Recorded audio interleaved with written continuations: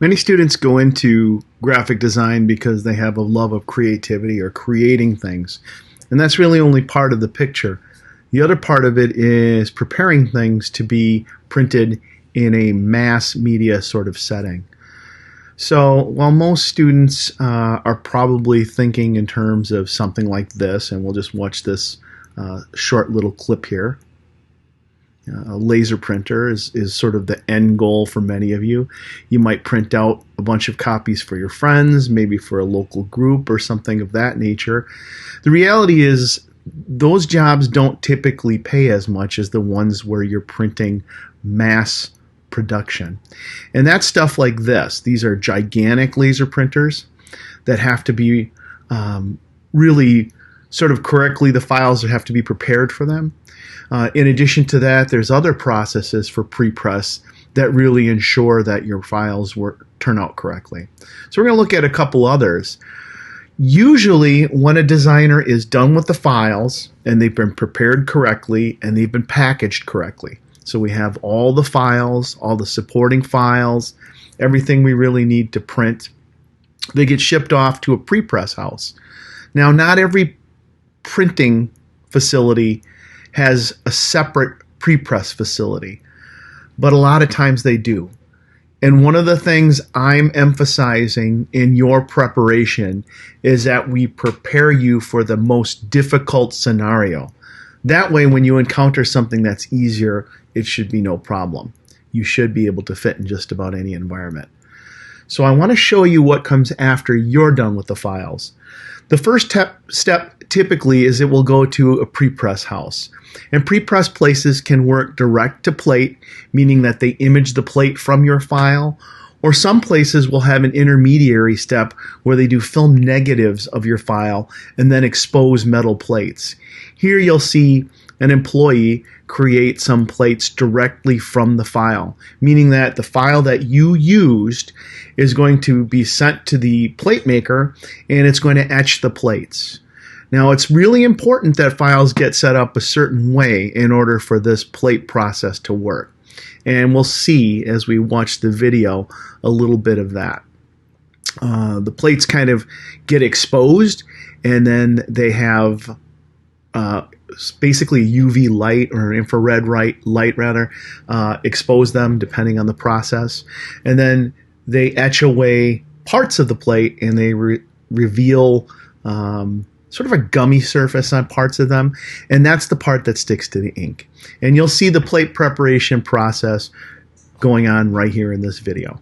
It's kind of cool because nowadays they're daylight processes where in the past these were done strictly in a dark room and it was very, very hard for students really to take a tour even and see what's going on. Here we can see, you know, there's the chemicals and then there's the final rinse of the plate and then drying. It happens all in one automated process before the plate rolls out. Boom, right here at the end. The complete plate is ready for printing. And I'm going to skip around a little bit here. You'll see the plates stacking up. You'll notice that the plates are multiple pages. We rarely do one page at a time. So usually they gang up several pages or they organize the pages into signatures. You will learn a bit more about that in prepress classes, but it is an important thing to keep in mind. And that's why our files also need to be really prepared so carefully. Let's take a look at a press. So when you're done with your files and plates are made or films are made, sometimes they even go directly to an image set pressed. This is what happens with either films or plates. And you'll see here a process. It's a 4-color process or 5-color process or 6-color process. You see the heads are numbered here, whereby each ink color lays down a different color onto the paper and then we get the finished product. So let's take a look at that one.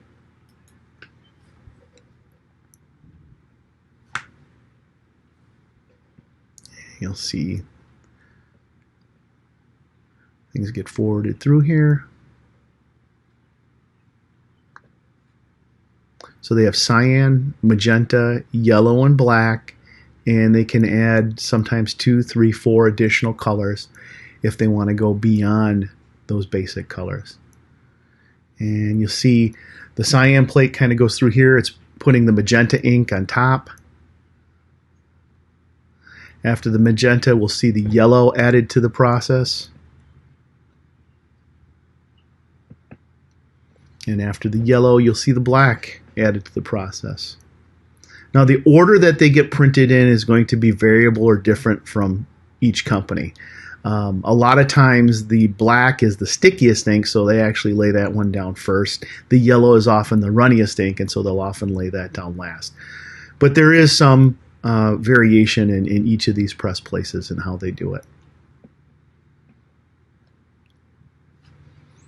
And we'll skip ahead to see sort of the finished product here.